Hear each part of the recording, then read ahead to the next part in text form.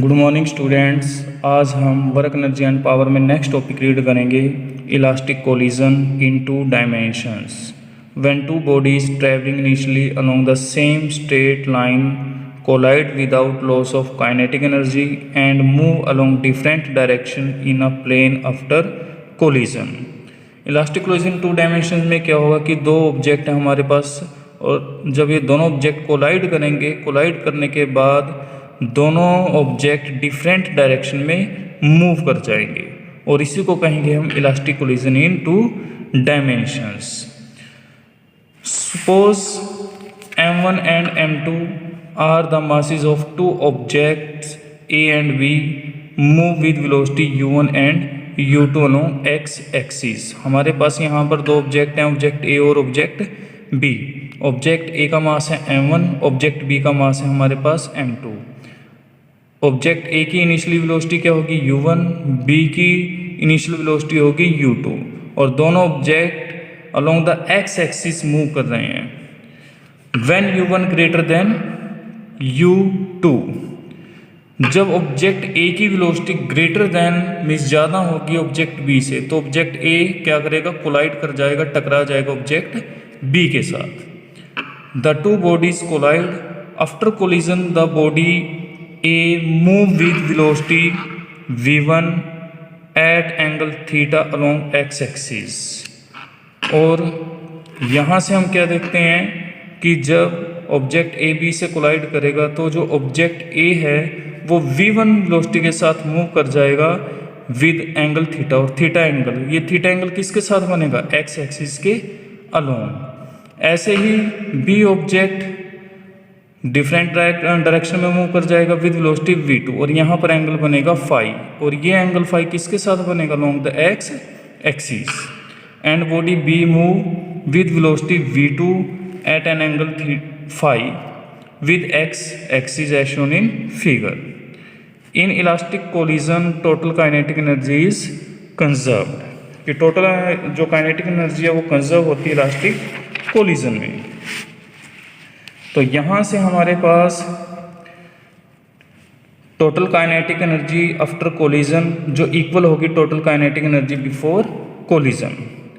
तो after collision total kinetic energy क्या होगी, half m1 v1 square plus में हाफ m2 v2 स्क्वायर, जो इक्वल होगी किसके, half m1 u1 square plus half m2 u2 square. और यहाँ से दोनों तरफ से 1/2 क्या हो जाएगा, कैंसिल हो जाएगा, और हमारे पास वैल्यू क्या रह जाएगी, m1 v1 square plus m2 v2 square is equal to m1 u1 square plus m2 u2 square. It is equation number 1। Also linear momentum is conserved in elastic collision, कि जो linear momentum है along the x axis वो भी क्या होगा, conserve होगा। तो हमने एक्स एक्सिस और वाई एक्सिस के अक्रॉस हमने लीनियर मोमेंटम फाइंड आउट करना है टू डायमेंशंस के अंदर। तो एक्स एक्सिस के अलोंग क्या होगा टोटल लीनियर मोमेंटम, ये इक्वल होगा total linear momentum before collision along X axis. After collision और बिफोर कोलिजन जो लीनियर मोमेंटम है वो इक्वल होंगे।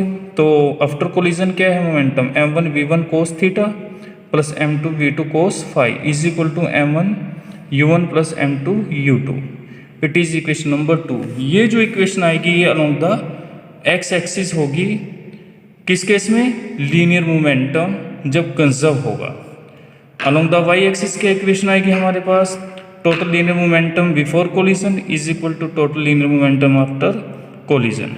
तो यहाँ से वैल्यू आ जाएगी हमारे पास m1 v1 sine theta minus m2 v2 sine phi is equal to में 0, क्योंकि यहाँ पर बिफोर कोलिजन अगर हम आफ्टर कोलिजन की अगर हम बात करते हैं, हमारे पास वैल्यू रहेगी मोमेंटम की ये m1 v1 sine theta minus m2 v2 sine phi, और before collision along the Y axis जो टोटल मोमेंटम होगा वो किसके इक्वल होगा, 0। तो इसलिए हमारे पास ये रिलेशन आ जाएगा यहाँ पर अलोंग द वाई एक्सिस। तो ये था हमारे पास elastic collision in two dimensions. इसके बाद नेक्स्ट टॉपिक है हमारे पास power. The time rate at which work is done by it, और हम बोल सकते हैं rate of doing work is called power. कि मीन्स कितना वर्क हुआ और उस वर्क होने में कितना टाइम कंज्यूम हुआ, उसको हम कहेंगे पावर। तो P किसके इक्वल होगा, W अपॉन में T, और SI unit of power is what. जो SI यूनिट होती है पावर की वो वाट होती है। तो यहाँ से अगर हम बात करते हैं इस रिलेशन से, जो वर्क डन है वो फोर्स इनटू में डिस्प्लेसमेंट के इक्वल होता है, तो वैल्यू पुट कर देंगे यहाँ पर।